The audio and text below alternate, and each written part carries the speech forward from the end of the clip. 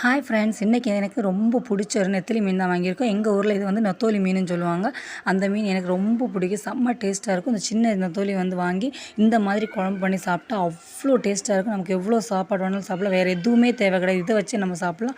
அவ்வளோ டேஸ்ட்டாக இருக்கும். அதுக்கு நம்ம வந்து ஜாரில் வந்து ஃபஸ்ட்டு தேங்காய் எடுத்துருக்கோம். தேங்காய், அதுக்கப்புறம் 10 to 12 அளவு சின்ன வெங்காயம் எடுத்துருக்கோம். அதுவும் போட்டுக்கலாம். அதுக்கப்புறமா வந்து ஒரு லெமன் சைஸ் அளவு புளி எடுத்துருக்கோம்.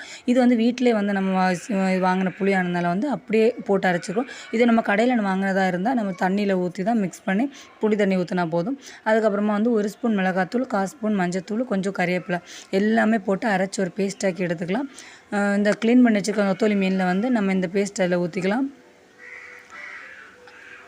அதுக்கப்புறமா அது தேவையான அளவு தண்ணியும் ஊற்றிக்கலாம். நம்ம 1-1.5 கிளாஸ் தண்ணி தான் ஊற்றிருக்கேன். அதுக்கப்புறம் இதோட மெயின் இது என்னென்னு பார்த்தீங்கன்னாலே நம்ம வந்து முருங்கைக்காயும் மாங்காவும் போடுறது தான் இதோட மெயினே.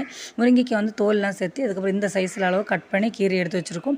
அதுக்கப்புறமா வந்து மாங்காய் இந்த சைஸில் அளவு ஒரு மாங்காய் தான் போட்டிருக்கோம். ஒரு மாங்காய் சின்ன சின்ன பீஸாக வந்து கட் பண்ணி தோல் சேர்த்து கட் பண்ணி வச்சுருக்கோம்.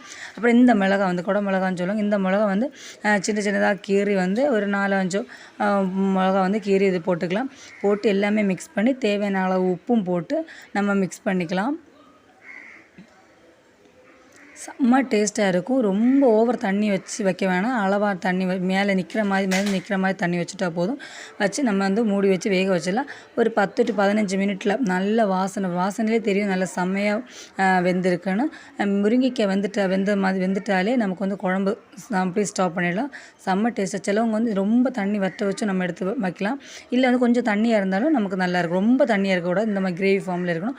அதுக்கப்புறமா வந்து கொதி வந்ததுக்கப்புறமா வந்து நம்ம ஒரு மூடி நம்ம தேங்காய் எண்ணெய் ஊற்றிருக்கோம். தேங்காய் எண்ணெய் ஊற்றி இந்த கறிவேப்பிலை இருந்துச்சுன்னா அதுவுமே போட்டு நம்ம எடுத்துக்கிட்டால் செம்ம டேஸ்ட்டாக இருக்கும். இன்றைக்கி பார்த்து கறிவேப்பிலை இல்லை, அதனால் நான் எண்ணெய் மட்டும்தான் ஊற்றிருக்கேன். சூப்பரான நம்ம மீன் ரெடி ஆகிடுச்சு.